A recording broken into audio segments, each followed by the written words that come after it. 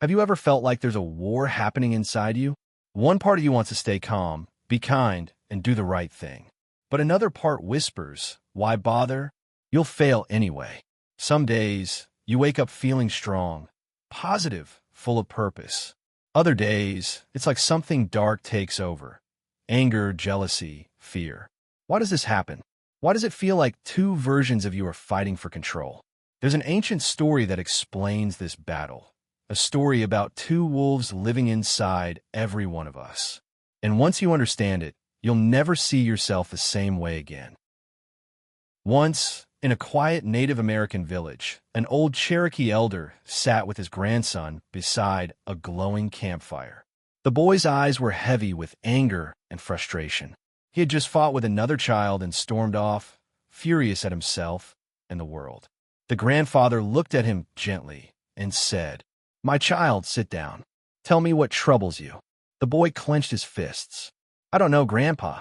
I feel like there's something wrong with me. Sometimes I want to be good, to help people, to make you proud. But other times, I feel mean, jealous, angry. It's like there are two sides of me fighting all the time." The old man nodded slowly, staring into the flames. He poked the fire with a stick and said quietly, "There is a fight going on inside you.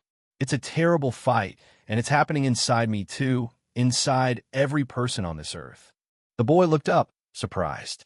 "Inside you too?" "Yes," said the grandfather. "Inside me, inside you, inside everyone." He took a deep breath and said, "It is a battle between two wolves.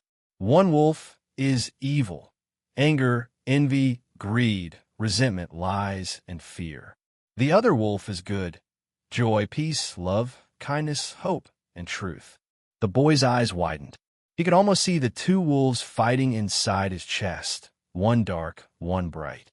He asked softly, "Grandfather, which wolf wins?"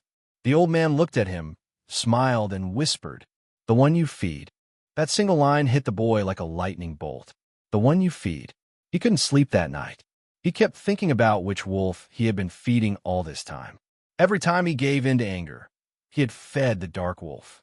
Every time he spoke harshly to a friend, he had fed the dark wolf. Every time he blamed others or gave up, he had fed the dark wolf. But what if he could change which wolf got stronger? What if he started feeding the good one? The next morning, he woke up before sunrise. He watched the light touch the trees and whispered, "From today, I'll feed the good wolf." And that decision changed everything. But it wasn't easy, because here's the truth. The dark wolf doesn't disappear overnight. It waits. It tempts. It whispers again and again. And every day, you have to choose who you're going to feed. So what does it mean to feed a wolf? How do we do that in real life? Think of it like this. Your mind is like a garden. If you water weeds, anger, fear, jealousy, they grow wild and choke everything good. But if you water flowers, gratitude, patience, and compassion, they bloom and fill your life with color. Feeding the dark wolf means giving energy to your negative thoughts. It's when you keep replaying your mistakes, comparing yourself to others, or letting anger run your day. Feeding the good wolf means doing 3 simple things. Step 1, watch your thoughts. Most people don't realize what they're feeding. When anger comes, just notice it. Say to yourself, the dark wolf is hungry today. Awareness is the first step to control. Step 2, choose your response. You can't stop the wolves from fighting, but you can choose which one gets your attention. When someone insults you, the dark wolf wants revenge. The good wolf wants understanding. Choose the second one. That choice, in that moment, is what shapes your future. Step 3, feed it daily. You can't feed the good wolf once and expect it to stay strong. Like muscles, it needs daily exercise. Gratitude, kindness, forgiveness. These are the meals that keep it alive. Every time you say, "Thank you," instead of complaining, you're feeding the good wolf. Every time you forgive instead of hate, you're feeding it. Every time you stand back up after failing, you're feeding it. Remember this. Both wolves are immortal. The one you starve doesn't die. It just waits for a weak moment to return. So make feeding the good wolf a habit, not a one-time thing. Months passed. The boy who once fought everyone now smiled more often. When he felt anger rise, he'd take a deep breath and say, "No, I won't feed you today." He grew calm, confident. His friends noticed the change. His family felt it too. Because the truth is, when you feed the good wolf, it doesn't just change you. It changes the world around you. Years later, that same boy became a wise elder himself.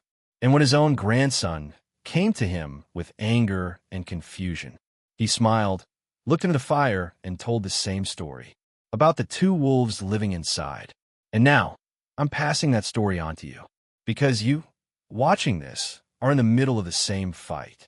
Every single day, when you wake up, when you scroll through social media, when you face failure or rejection, the wolves appear. One says, "You're not enough." The other says, "Keep going." And the one that will shape your destiny is the one you choose to feed. So, which wolf will you feed today? If this story spoke to your heart, then it's time to make a promise to yourself to feed the good wolf every single day. If you found value in this message, share it with someone who needs it today. Because sometimes, all a person needs is a story that reminds them of their power. This is your channel name. And remember, the fight inside you never ends. But you get to decide who wins.